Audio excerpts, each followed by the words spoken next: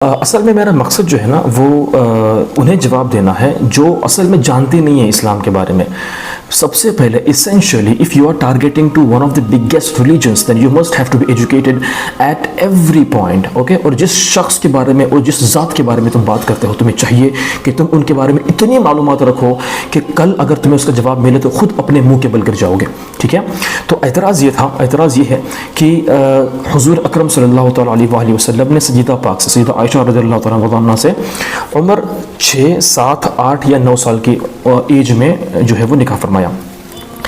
اب ظاہر سی بات ہے کہ اس میں تفصیلی گفتگو کی کوئی گنجائش نہیں ہے. میں ایک ہسٹری آپ کے سامنے بیان کرتا ہوں کہ اصل میں لٹریچر جو اسلام میں ہوتا ہے اس کے الگ الگ برانچز ہوتے ہیں اور اس کو ایکسیپٹ کرنے کے ایک الگ جو ہے وہ اصول ہوتے ہیں. ٹھیک ہے, اب یہاں پر آپ سمجھیں کہ سیدہ عائشہ کا جو نکاح حضور کے ساتھ ہوا تھا متعدد روایتوں میں متعدد ڈیٹس جو ہے وہ مینشن کی ہوئی ہے, لیکن ہمارے جو مورخین ہیں, ہمارے محدثین ہیں, ہمارے وہ اسکالرز جنہوں نے اس پہ ریسرچ کیا ہے ان کا سٹیٹمنٹ اس پہ کیا ہے.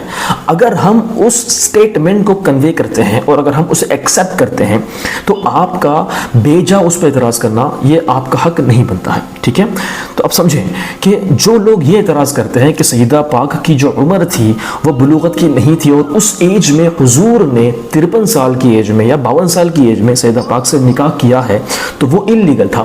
تو یہ بات آپ سمجھیں. سب سے پہلی چیز کہ اگر لڑکی جو ہے وہ بالغ ہے, ٹھیک ہے, اگر لڑکی بالغ ہے تو بالغ ہونے کے بعد وہ جس سے چاہے نکاح کر سکتی ہے. اس کے بعد کسی کو حق نہیں بنتا ہے کہ وہ اعتراض کرے کہ اس نے فلاں سے نکاح کیوں کیا. یہ اسلام کا حق ہے کہ اگر لڑکی راضی نہیں ہے تو اس کا باپ بھی جو ہے وہ اس کو فورس نہیں کر سکتا ہے. اب لڑکی خود راضی ہے اور اگر وہ ایسے انسان سے نکاح کرے, شادی کرے جو 80 سال کے بھی باہر ہو, then even in that case you cannot make the obstacles between that girl and the other person. Okay, یہ بات سمجھنی ضروری ہے.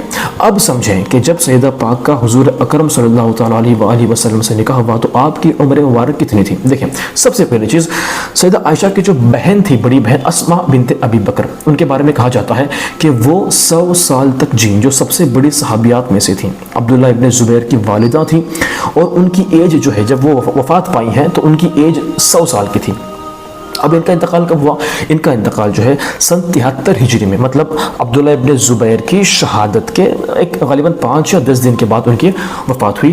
یعنی ان کی جو وفات کی ایج تھی وہ 73 ہجری تھی. ٹھیک ہے, اب 73 ہجری میں انتقال ہوئی, آپ کی ایج 100 سال تھی اور آپ سیدہ عائشہ سے 10 سال بڑی تھی. اس کا مطلب یہ ہے کہ جب ہجرت ہوئی ہے مکہ سے, حضور علیہ السلام مدینہ شریف تشریف لے کر گئے ہیں تو آپ کی ایج اس وقت 27 سال کی بنتی ہے. اور اگر آپ کی ایج 27 سال کی تھی اور چونکہ آپ سیدہ عائشہ سے 10 سال بڑی تھی تو سیدہ عائشہ کی اس وقت ایج 17 سال کی بنتی ہے. اور اگر ہجرت کے 2 سال کے بعد سیدہ پاک کا نکاح حضور اکرم صلی اللہ علیہ وسلم کے ساتھ اور رخصتی جو ہے وہ 2 سال کے بعد ہوئی ہجرت کے, تو ظاہر سی بات ہے کہ اس وقت سیدہ پاک کی ایج لگ بھگ 19 سال بنتی ہے. اس کا مطلب یہ ہوا کہ نکاح کے بعد جب سیدہ پاک کی رخصتی ہوئی ہے تو سیدہ پاک کی عمر جو ہے وہ کتنی تھی؟ 17 یا 19 سال.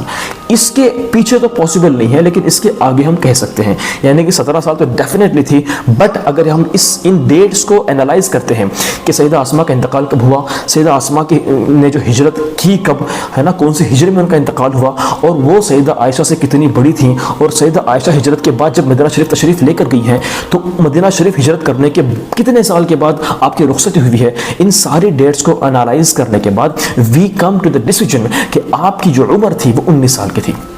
اس کے بعد اب کوئی سوال نہیں بنتا کہنے کا کہ آپ کی ایج 7 8 یا 9 سال کی تھی. لٹریچر اسلام میں جو ہوتا ہے اس میں کانٹراڈکشن نہیں ہوتا, لیکن ہر ایک کی اپنی رائے ہوتی ہے, لیکن ڈیسیجن اس پہ لیا جاتا ہے جو قرآن اور حدیث کے خلاف نہیں ہوتا ہے. وچ مینس یہ بات لاجیکلی پروون ہے اور ایون ہسٹوریکلی پروون ہے کہ سیدہ پاک کی جو عمر تھی ہے نا وہ نکاح کے وقت کتنی تھی؟ 18-19 سال کی تھی. اب اگر کوئی شخص یہ کہتا ہے کہ 18 سال کے بعد بھی لڑکی جوان نہیں ہوتی ہے تو اب اسے کیا کہا جائے گا؟ تو وہ انٹلیکچوئل تھی, وہ عقل سے اپنے فیصلے خود کیا کر سکتی تھی. اور اگر جغرافیکلی دیکھا جائے تو ایشین فیمیل جو ہوتی ہیں وہ آلموسٹ 9 سال کے بعد بالغ ہو جاتی ہیں, انہیں احتلام شروع ہو جاتا ہے, انہیں جو ہے وہ حیض شروع ہو جاتا ہے.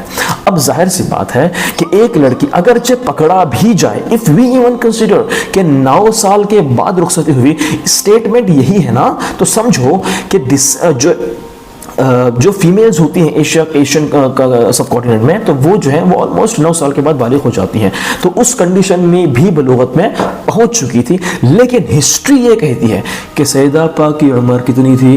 19 سال کی تھی. اور ہمارا اصول بھی یہ کہتا ہے، آج گورنمنٹ بھی یہ کہتی ہے کہ کم سے کم لڑکی کی جو شادی کی ایج ہے وہ 18 ہونی چاہیے، اور سیدہ پاک کی ایج 19 بلکہ اس سے بھی زیادہ تھی.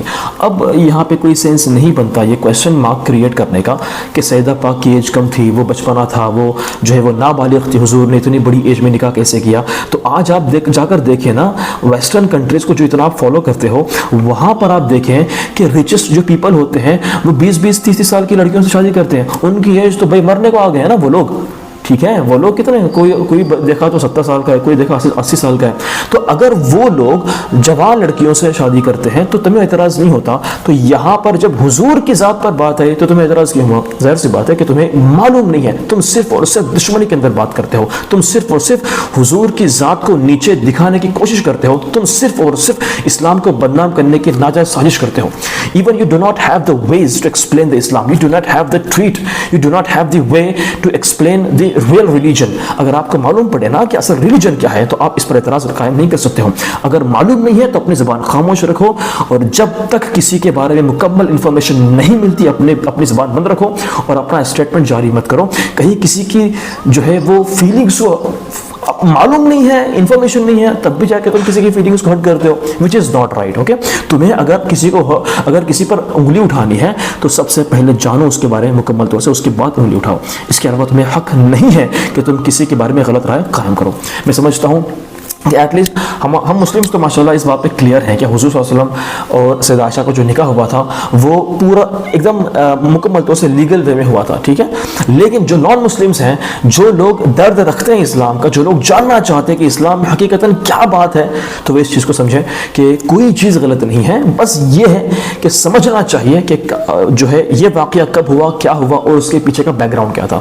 unless and until اگر آپ کو معلوم نہیں ہے تو آپ رائے قائم نہیں کر سکتے ہو. تو سب سے پہلے اس چیز کو سمجھو اور اس کے بعد رائے قائم کرو. تو سمجھا کہ جس شخص نے حضور کی ذات پر بات کی ہے وہ شخص حضور کے بارے میں نہیں جانتا. اس کو چاہیے تھا کہ حضور کے بارے میں مکمل طور سے جانکاری لیتا، حضور کے نکاح کے بارے میں، سیدہ عائشہ کی عمر کے بارے میں، لٹریچر کیا کہتا ہے اس کے بارے میں، اور اس کے بعد جا کے بات کرتا. Otherwise he does not have any kind of right to talk in the wrong way. تو ہم سمجھتے ہیں کہ اس انسان کو جو ہے وہ سمجھنا چاہیے، اور باقی جو چیزیں ہیں ہم بالکل عیاں کر سکتے ہیں. السلام علیکم و رحمۃ اللہ تعالیٰ وبرکاتہ.